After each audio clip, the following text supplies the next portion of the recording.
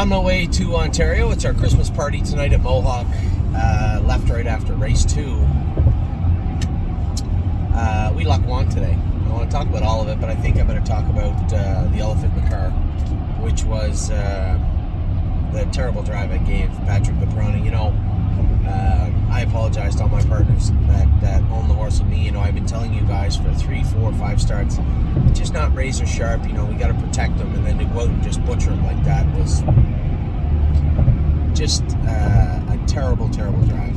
So, you know, I know deep down I'm an aggressive driver. I always have been. And when I look at the program, and I know that if I get away 4th, you know, maybe the front end softens, Patrick the Piranha might get up and win the Open. But if I get away 6th or 7th, and the 2 favorites who are clearly going to be leaving with 6 and 7 are on the front, it's going to be hard to come and get them. And understanding that maybe it wasn't just your day is, you know, it's not the safe drive, so to speak. The smart, safe drive would have been to take him back. Now, obviously, this is all in hindsight. This is not the first nor the last time we'll have this conversation. This is exactly the difference between Anthony McDonald, James McDonald, and Mark McDonald. I'm always going to try to find a way to get in that 4-hole, to get him in a position to do well, rather than just take what's offered to me. You know, it bothers me, obviously, even if it wasn't our horse, if it was a catch drive, it would bother me. I don't like, you know, you don't like getting off the bike and knowing the reason that horse didn't race good or got beat up, and the reason that the owners of that horse or the trainer or whatever didn't get any money was because of the actions of yourself on the track. And yeah, it's very difficult to, and I knew coming off the gate, geez, I'm looking, I'm like, Aaron's not going to get around me, Ronnie's not getting around me, Dave's already around me, all I got to do is fit him into this hole here. No, couldn't do it. So now I can't leave Ronnie 3 wide all the way to the quarter. It just would be a dumb move to make. My only hope at that point was let Ronnie cross over the front and hope that he lets me go, which he shouldn't have, and he didn't.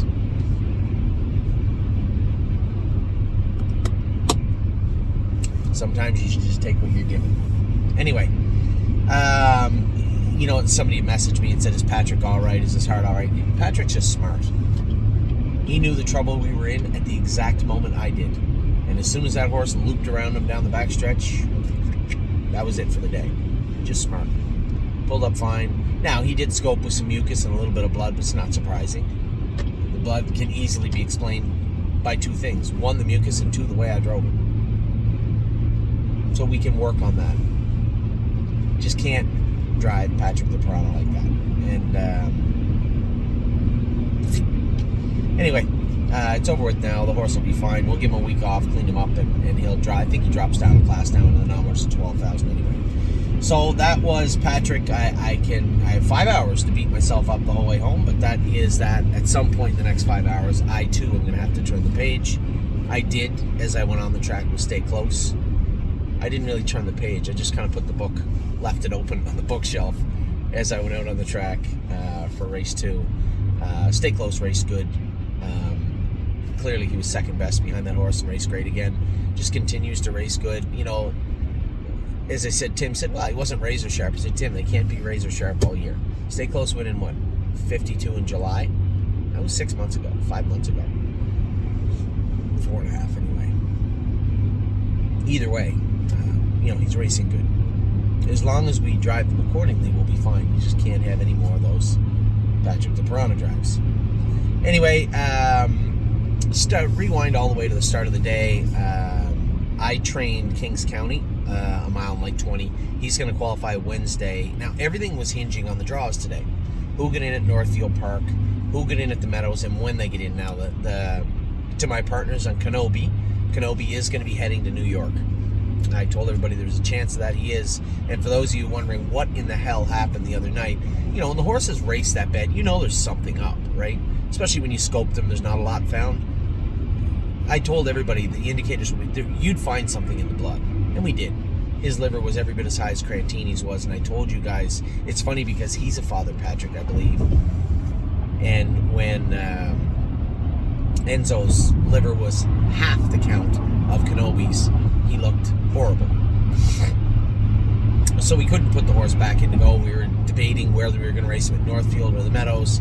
Then I wake up this morning, went to have that conversation with Jason and Tim again to try and figure out which way we were going to head. And I open my phone and there's the blood work.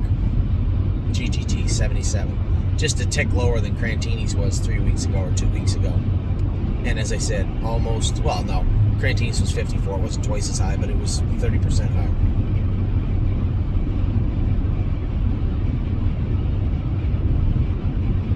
Exactly. 50% higher.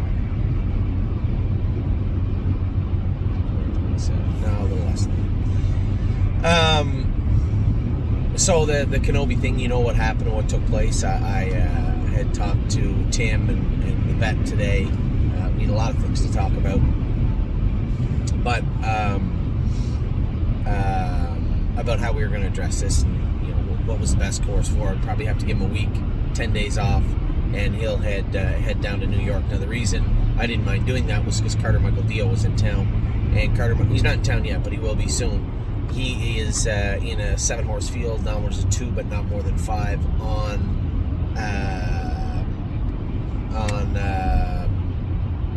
Wednesday. Now that's important because that's very important because I have time to race Carter Michael Dio in race 1, get in the car and drive right back to Northfield Park where I can qualify. Kings County is going to qualify. A number of other horses are also, I'm trying to think who they are. I think maybe 3 or 4 to qualify. Most definitely though, Kings County is going to qualify, so that's important. Oh, Kent is going to qualify for sure. I don't know, we'll go from there. I think there's 2, maybe 3, maybe 4 to qualify on Wednesday. We have a number of horses getting close now. Those other horses trained today. I trained, time is on my side, 2 minutes at Northfield. He was very good. On the left line a little bit. That thinks that his feet are bothering him, which they are. We have special shoes on him. But he trained very good, very strong. Still a couple weeks away. We're not going to rush into just racing this horse, and quite frankly, he'll likely end up over here with Tim when we do. No chance at Hill. 2.5, 2.6 last half and 1.1 with him. He was very good again, but on that left line, so we're obviously very cognitive. He's always been that way. It's not just, you're at that suspensory last year, so when you see that, you're like, he's always been on that line. It's not just the suspensory, it's also the left stifle, probably his left knee also, because the farther we went, the more he get on it. Now, when he come off the track, I did check that suspensory. Sure, he was a little tender to palpate it, but that's not unreasonable to grab that suspensory that was there. Especially after a training mile and see him flinch a little bit. It's not going to be perfect. He is just a baby. He's not even 3 yet. He won't be for 2 days. So that's not unrealistic to believe that he would flinch in that manner. Having said that, Dr. Latessa is going to put the ultrasound on just to make sure tomorrow. But from what I saw, him walking around the barn, the way he behaved, I didn't feel that it was left hind in that regard. I just thought that left line could have been a number of things. Keep in mind, he is a giant, what-the-hell 2-year-old about to turn 3. It would not be unreasonable to think that knee was bothering him a little bit. This is just stuff as he gets to the races. And as I told Dr. Latessa and I told Jason, if he needs more time, we'll give it to him. He's already here. It's not like he's got a stake series in January. He needs more time, we'll give it to him. Not really that worried about it. He's shown more than enough talent. I'll just tell you what, he had a closed bridle on and a set of trotting boots behind. That's it. No head pulls, no Murphy blinds. Now, we are going to put them on him, especially if he's hanging on that line. But it allows us to get a real good look at maybe why he's on that line. So, nothing really found with him at all today by the veterinarian in a physical, just having Mike look at the horse.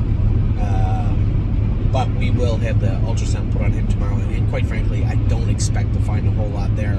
I think this is just a big, growthy baby that maybe just needs a couple of more weeks before we really start dropping the hammer with him. So, always going to keep an eye on that left hind leg for sure, but I don't believe there's anything there. It's not that where there's smoke, there's fire type situation. This line he's been on his whole life, and I think it's much more than just that suspension. Just a lot of little things that accumulate into something bigger. So that was it this morning. I watched some of the babies go. I trained those 3 horses. I come over here. As I said, disappointed with my drive and Patrick, but after driving for almost 25 years, it's not my first rodeo. It's not my first bout of disappointment or self-deprecation by any means. But call a spade a spade. A bad drive by me, and it shouldn't have happened. So I apologize again. Stay close, race good, continues to race good. And then obviously 4 hours from now, I will be in Ontario. I'm going to pick up my wife and head down to Mohawk to have a little meet and greet with all of our clients in Ontario. So with that, I'm going to let you go. Oh, no, not let you go just yet. We had horses schooling today. Tom had called me, had messaged me a couple of times saying, hey, what about ready for landing? Well, 2-2, last half and 1-1. James thought he needed a couple of more goes behind the gate. He's a big boy, right? So you're not just going to see him come to life and turn on like that. So he needed I would say a couple more reps behind the gate. One would be another schooler or 2 qualifiers. I'll leave that up to James and Dominic, whatever they think. Also, Stay Special, 2-1. She was very good, I'm told. Easy in the Turn schooled in 2-5. She was supposed to race on Friday and didn't get in. So that would be today. So Dominic schooled her, 2-5 last half in a minute. He said she was actually good, which is uplifting for sure. I am missing one horse. Ready for landing. Ready for landing. Stay Special. I'm missing somebody. Oh my God, how can I miss him? Good as him. 2-2 last half of a minute. Dominic said he was very, very good. So that is great also. And then tomorrow he takes the 3-year-olds to Mohawk to train them. I think he's probably going around 2-5, 2-6 with them. So that's what went on today. A pretty eventful day, a pretty busy day. Not all ups, not all downs. A bit of a roller coaster here at the stable on Friday. So if you're on your way, if you're getting ready or about to get ready to go to Mohawk tonight for the Christmas party, I'll see you there soon enough. If you can't make it, Happy New Year, everybody. And for everybody else, just nice to reflect on a tremendous 2023.